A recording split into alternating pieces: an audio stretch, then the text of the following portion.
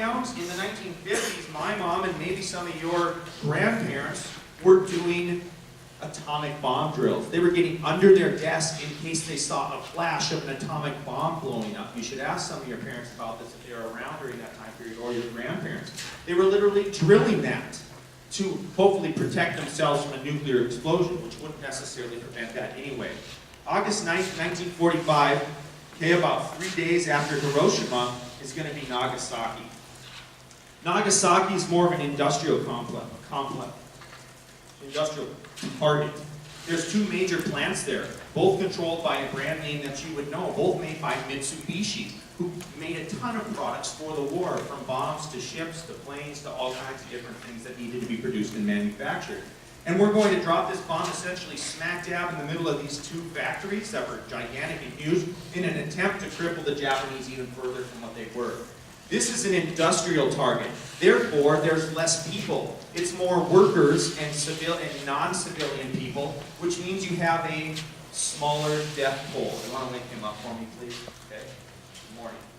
60,000 are injured, 100,000 die of radiation poisoning later on. So we're sitting in a situation where upwards of 200,000 people are killed with two bombs over the course of about 6 days. Two other thoughts here, but first, let's take a moment and look at what it might have actually looked like if you were there. I asked Mr. Kleinchen to come up with a quote here too, and he found a wonderful quote about a first-hand account of a person who was at, he'll have to tell you at which site he was at. This was from Hiroshima. The heat was tremendous, and I felt like my body was burning all over. For my burning body, the cold water in the river was as precious as the treasure. Then I left the river and I walked along the railroad tracks in the direction of my home. On the way, I ran into another friend of mine. I wondered why the soles of his feet were badly burned. It was unthinkable to get burned there, but it was undeniable the fact that the soles were peeling and the red muscle was exposed. Even I myself was terribly burned, and I could not go home ignoring him. I made him crawl using his arms and knees. Next, I made him stand on his heels, and I supported him as we walked home.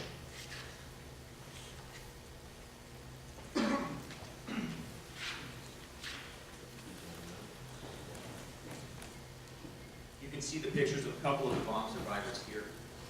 One on the right from radiation poisoning, the other one from the intense heat actually burning a pattern of her shirt into their skin, which wasn't uncommon as that shockwave passed them by.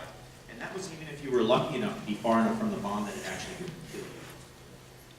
Also at Ground Zero at Hiroshima, a building, a government building that was like an exhibition center and a government office remained standing. That's the one on top here, okay? It actually stood. They preserved it and left it standing the way it was after the bomb dropped and after the radiation was removed. And it still stands there today. And they've made the grounds of this building out to be a memorial to Hiroshima that you can visit if you go to Japan. In Japan, they educate their kids and their students highly about the atomic bombs. Throughout the world, it's presented a little bit differently. Usually the question we get from kids is why did we drop the atomic bomb? One of the biggest answers from the American military would be to save American lives. It was believed that if we tried to invade Japan with a ground force, that millions and millions of soldiers would have died in the process of doing that. And so essentially America looks at it and says, we don't want to sacrifice millions of American lives, so let's use such force that we kill thousands of their people to show them and break their back and get them to surrender, in the process saving American lives. Another example is that America wanted to kind of show Russia who's boss. At the Potsdam Conference, we had the atomic bomb. They knew we had the atomic bomb, and that we kind of wanted to show or flex our muscles and prove to them that we were the big dog and that we were the ones who were going to be the stronger one after the war. Some interesting evidence shows that in August, June, July, Japan actually already wanted to surrender. They'd made contact with other ambassadors in trying to see if they could get terms of surrender earlier on. They had actually contacted, I'm going to say that again so you understand that, actually contacted ambassadors from other countries to contact America to get terms of surrender and end the war. But yet, that was happening in June, that was happening in July, yet by August we still chose to drop the atomic bombs on them because they wouldn't come to some of the terms that we wanted. And so some people say dropping the bomb was an unnecessary point of Americas was barbaric and was a point of just mass murder because the Japanese were already destroyed. Their fleet had been destroyed at Midway. We'd already bombed their cities. This is something I didn't go into that you can look up a little on your own too today. We had firebombed cities like Tokyo to a point and an extent much worse than the atomic bombs. If you think the atomic bombs are horrible weapons, look up what a firebomb is. We had gone over Tokyo and dropped what are called incendiary bombs at a low level that spread fire through their cities and created what's called a firestorm that burned alive 200,000 people. Okay, in one night in Tokyo, we burnt alive 110,000 people. You saw the numbers of Hiroshima, 80,000 instantly. At Nagasaki, 40,000 instantly. And now I'm telling you that a different weapon, a different style of bombing was actually much worse, but goes unpublished inside of history. Fire bombs, which I don't have time to tell you the story of today, were a far more destructive weapon. English, can you give me about 2 more slides, do you mind? Thank you.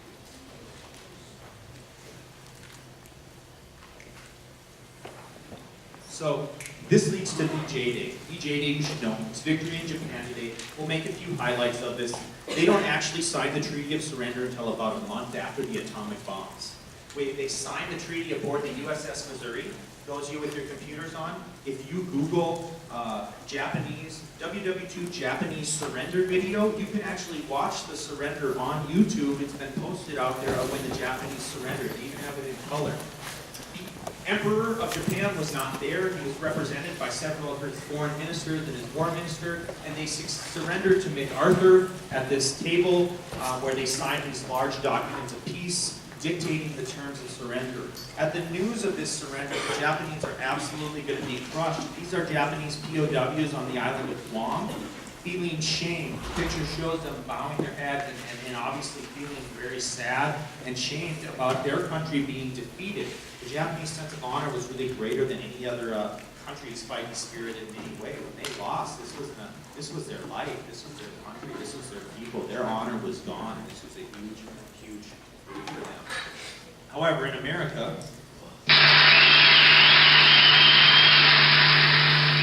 we're pumped.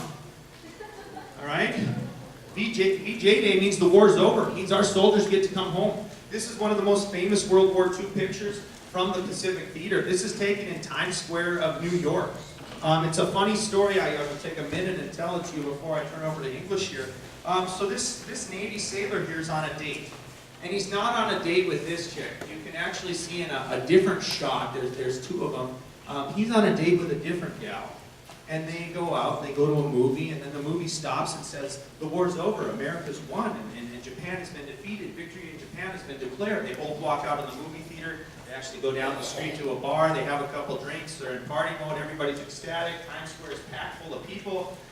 They walk out and they're walking along, and he sees this nurse, or at least what he thinks it's a nurse. He's not feeling pretty good at this point, and he sees this nurse, and he runs up to her, and he grabs her, sweeps her over, and gives her this kiss, and this picture's taken that neither of them knew about. Okay? Now, a couple ironies he didn't know at the time. First off, he did this, keep in mind the gal he's on a date with, ladies, that's standing maybe 10 feet from him away in the picture. You can see her in a different picture because he took a couple shots. Think of how you'd feel. And number 2, she's not a nurse, she's actually a dental hygienist. But she reminded him of the nurses he had seen helping these soldiers when they had been attacked by Japanese kamikazes in the Pacific. And so for some reason he ran up to her, gave her this huge kiss, and then this picture gets put on the cover of Time magazine and the New York Times and goes all over the country, and what we would say today goes viral. Okay? And then these two, they just kind of go their separate ways. And for 40 years in American history, not until like 1970, 1980, these two people are unknown. In fact, people tried to represent themselves as them. Some people came forward and said, I was a soldier, I was the nurse, and they totally were lying. And in about 1970, 1980, somewhere in that decade, we actually figure out who the two people are. And he married the gal who was on